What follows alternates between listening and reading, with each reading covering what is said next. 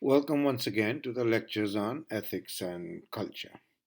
This week we turn to what is known as deontological ethics.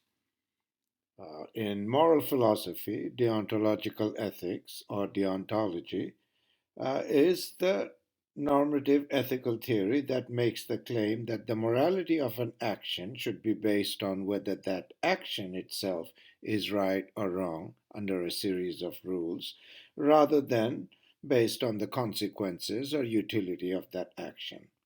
Now, another way to put it, deontology falls within the domain of moral theories that guide and evaluate our actions and choices in terms of what we ought to do, hence the reference to deontic uh, theories. These can be contrasted with the sorts of theories that we have already looked at, theories that guide and evaluate what kind of person we are or should be, eretic or virtue theories. They also stand in stark opposition and as a foil, as we'll see, to consequentialist and egoist theories. And in particular, this week, we'll focus on the works of Immanuel Kant, who can be thought of as an extreme deontologist, since he thinks that the moral quality of an action doesn't depend at all on consequences or self interest. We judge entirely by the agent's or the actor's intentions, or by what Kant will call by the maxims that guide his actions or her actions. These maxims can be defined as the sort of subjective principle that an agent has. It's kind of like asking, why are you doing this thing? Or what are the reasons for your action? So, what Kant tries to get at is something like the rules that reflect the agent's intentions and the rules by which we can assess whether guide and assess whether those intentions are good or bad. Now, Immanuel Kant was an 18th century German philosopher who was born and lived his entire life in Königsberg, which was then a part of the German state of Prussia. Today it's known as Kaliningrad and located in Russia. Kant is one of the most important modern European philosophers and a central figure during the age of enlightenment in Europe. Indeed, he is also a key philosopher of modernity itself and of enlightenment, and much of his works are dedicated towards expounding what it means to be modern, what it means to be enlightened. Kant is in some ways also one of the originators of the profession of philosophy itself. I mean, most earlier philosophers had other professions. Hume, for example, was a historian. Leibniz was a diplomat. Spinoza was an eyeglass maker. Kant, in some ways, was among the first full time uh, philosophers who took up philosophy as a profession. He was a full time professor of philosophy. And indeed, Kant is so difficult to read, one almost needs to be a professional in philosophy in order to be able to read and understand his works. Most of his writings he did actually quite late in his life. He taught throughout his career at the university in Königsberg, and much of his writings start appearing in the after the 1770s onward, including his moral theories, most of which were published in the 1780s and 90s. Now we can contrast. I'll begin by contrasting Kant's ethical approach with all the others we have seen so far. The first uh, broad contrast to be made is sort of between the ancient philosophers versus the modern philosophers. Kant actually reaches all the way back and directly addresses the works of Aristotle.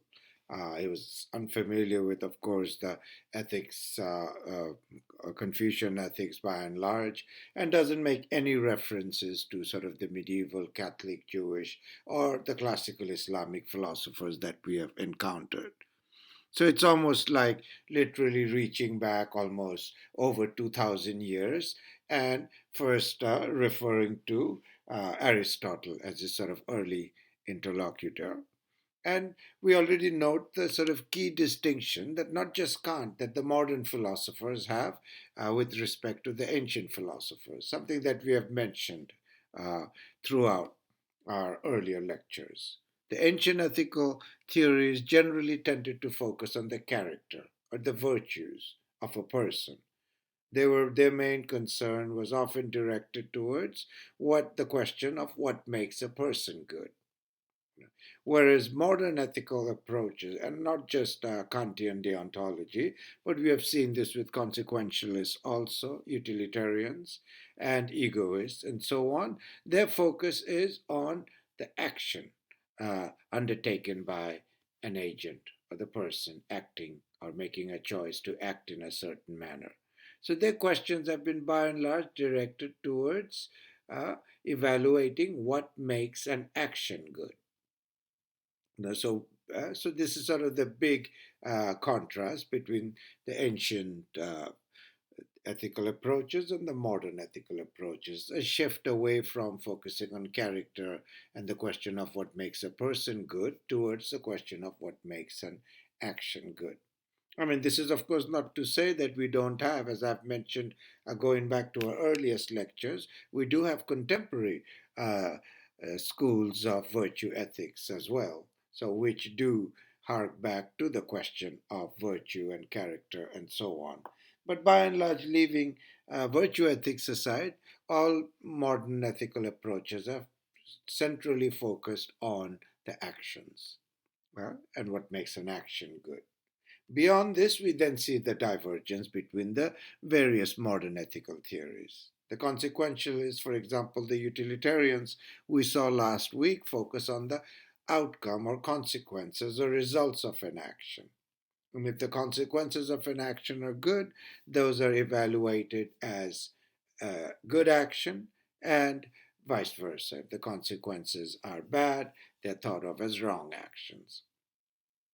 Kantian deontology, in particular, we'll see focus on the motivations or intentions behind an action. Now, according to Kant himself, there are two kinds of, we're slightly oversimplifying here, but there are two kinds of intentions. We have already noted the egoist or even the hedonist approach. Those are motivated by self interest. In the case of hedonists, by the pursuit of pleasure. Kantian deontology, rather than being motivated by self interest, is motivated by moral duty. So, as you can see, we have made several subsets along the way.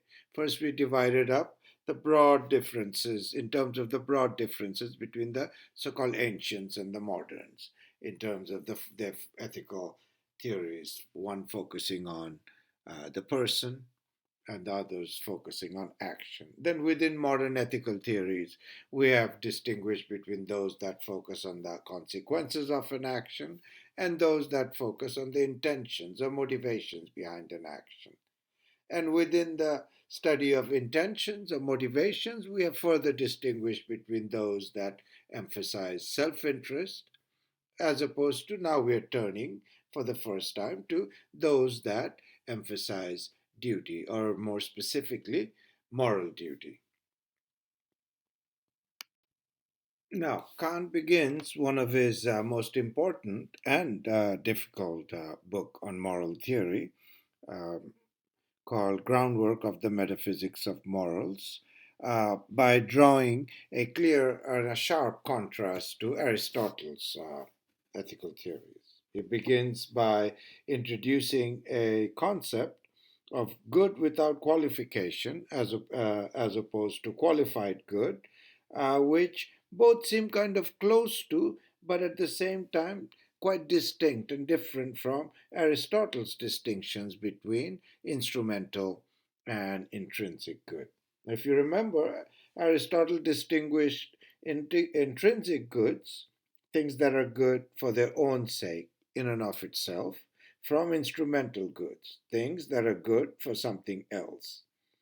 And then in exploring the question of what is good for its own sake, if you remember, we arrived at this notion of the highest or eventual or ultimate um, good, which he referred to as eudaimonia or happiness. Now, we also, if you remember, we also noted that there are lots of goods that are good in themselves and for other ends. For example, some of including the virtues, all of which are good in themselves and good, for example, for living well. But happiness was identified by Aristotle as the highest good. It's good for its own sake, not for the sake of anything else, and everything else is good for its sake. If you remember the three criteria that we had laid out in that early lecture. Now, Kant is asking similar questions, but he frames it quite differently. He asks, what is good without qualification? What makes it different from a qualified good? So he's drawing a different type of distinction, not in terms of instrumental versus intrinsic goods, but rather qualified versus unqualified goods, or qualified goods versus, as opposed to goods without qualification or goods without limitation. Now, what does he mean? What are these unqualified goods? One that would be good no matter what. Kant wants to argue that it's good, an unqualified good or a good without qualification is a good under any circumstance, condition for anyone, whereas qualified good is good for something or someone or good under certain conditions. So these are sort of the distinction he's already drawn because he then wants to go and ask the question. He turns directly, right in the second sentence of this book, uh, by turning to Aristotle's intellectual and moral virtues. Intellectual virtues like wit, understanding, judgment, and moral virtues like courage, resoluteness, or temperament, and so on. And Kant, admits, he notes that these are indeed good in themselves. But the question he has is, are they good without qualification? Are they necessarily good no matter what? And interestingly, he gives a very strong, emphatic answer to the negative. He says, no, we can instead, we can, we should ask, we can ask, how could intelligence and knowledge sometimes be bad? That is what he wants to show. And he argues that someone using knowledge for evil purpose, for example, or using courage for evil purpose, and so on. It makes it worse to us if the evil intentions are backed. And ours, and let me rephrase that. We actually think it's worse if we see someone's evil intentions are backed by uh, real smarts or real intelligence and perseverance, courage, and using the right judgment or shrewd judgment or so on. So if someone is really evil, yet at the same time really smart and sticks at what they're doing, perseveres and so on, and shows courage, and in fact even shows keeps making the right decisions and all, somehow that seems worse to us than someone who didn't have these virtues and alongside their evil intent and so on. So, in other words, Kant is arguing that virtues aren't themselves intrinsically good, because whether they're good or not depends on the person who possesses them. So again, an evil person can be courageous, even happy. Think of a serial killer. We'll come back to that in a minute. You know? And as he points out in the book, Groundwork, Metaphysics of Morals. As he points out there, someone who is truly evil but possesses all these virtues of wit, intelligence, perseverance, etc., can actually be more destructive than a person who doesn't possess these virtues or these qualities. Let's call them that for now. So Kant thinks that depending on who has the virtues, the latter are good or bad, not good or bad in themselves.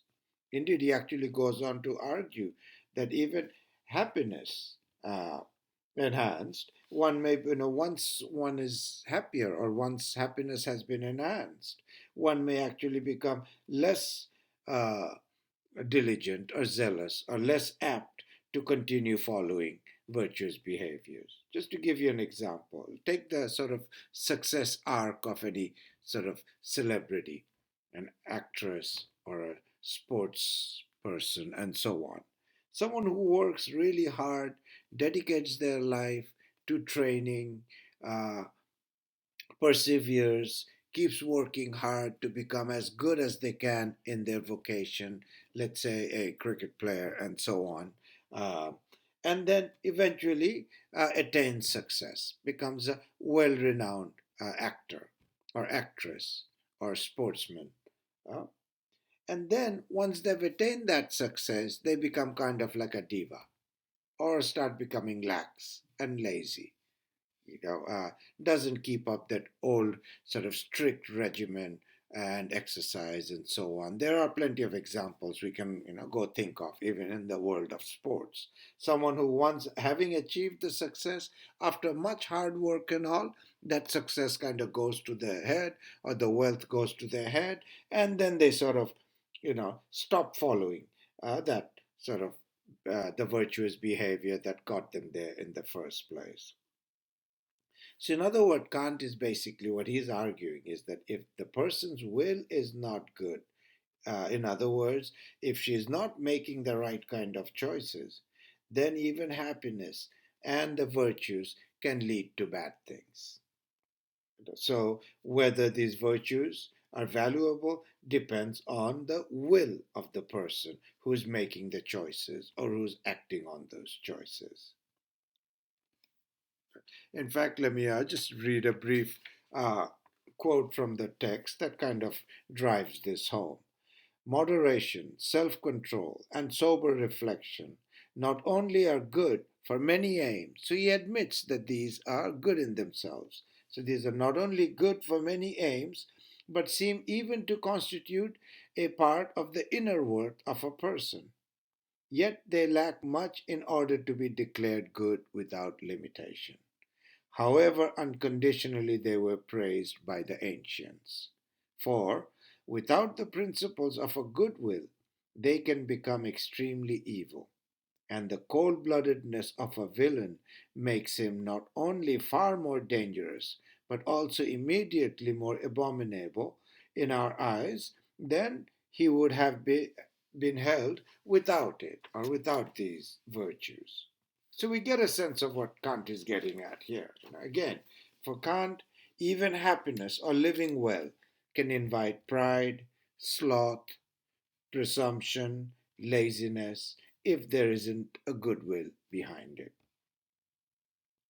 And as he argues, I mean, as I've just mentioned, there are cases, occasions when happiness is bad for a person.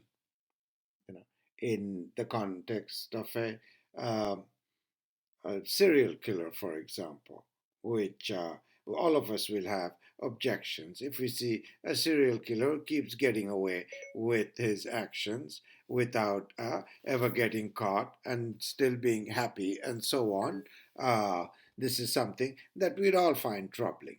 And I, so finally, Kant, as you can see at the bottom, he makes another sort of additional reference which kind of starts driving this home, and we will discuss the what he means by a rational impartial spectator. So he, the quotation, let me read that. A rational impartial spectator can never take satisfaction even in the sight of the uninterrupted welfare of a being. In other words, even in the sight of uninterrupted happiness, if it is adorned with no trait of a pure and good will. And so the goodwill appears to constitute the indispensable condition even of the worthiness to be happy.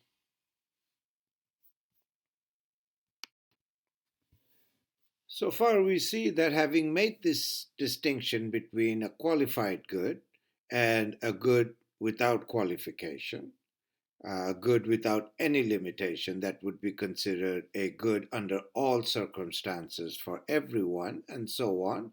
We also noted in the previous slide his reference to the concept of a goodwill.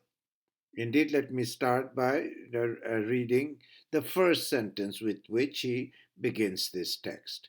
There is nothing it is possible to think of anywhere in the world, or indeed anything at all outside it, something we'll come back to, that can be held to be good without limitation, excepting only a goodwill. For Kant, therefore, a goodwill is the only good without qualification. Now let's break this down. What is a will? A will is that something in us, a faculty in us, let's say, a sense in us, something in us which chooses or motivates us to do something. We regard the will typically when we talk about, for example, free will and so on, or lack of free will. We regard the will generally in terms of whether the choices we face are already predetermined or determined by some external source, whether it's your parent when you're a young child, or the king, or the priest, and so on, or whether you have non determined control over your own actions.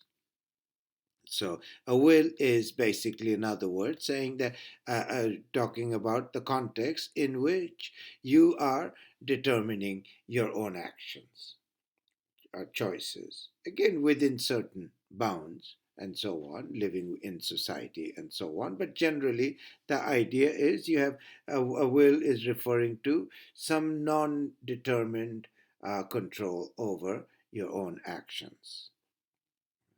In this context, a good will is having the kind of motivation derived from moral duty. So you see, finally, we are getting to the question of duty. We started with this idea of a goodwill. The goodwill is the only good without any qualification.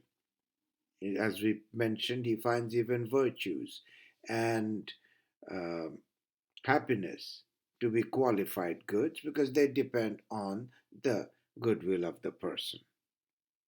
So it's only the goodwill, or a goodwill is uh, a good without qualification. And what is a goodwill? It is the choices that we make based on motivations derived from duty, or more specifically, moral duty. So now, if you remember how we have seen different ethical theories where, when in the case of the heretic or virtue theories, one identifies the good person first, the character or the virtues. And having identified what a good person does, then we can identify the good actions based on what the good person does, and so on. Here, what we now see is a good action is motivated not by the consequences, not by the virtues of a person, but by one's moral duties. And a good person is one who has the goodwill. In other words, carries out actions determined by duty. So a goodwill is something that would act on the basis of universal considerations, as we'll now I'll move to show you, and is not influenced by subjective or particular determinations in order to be a good without qualification.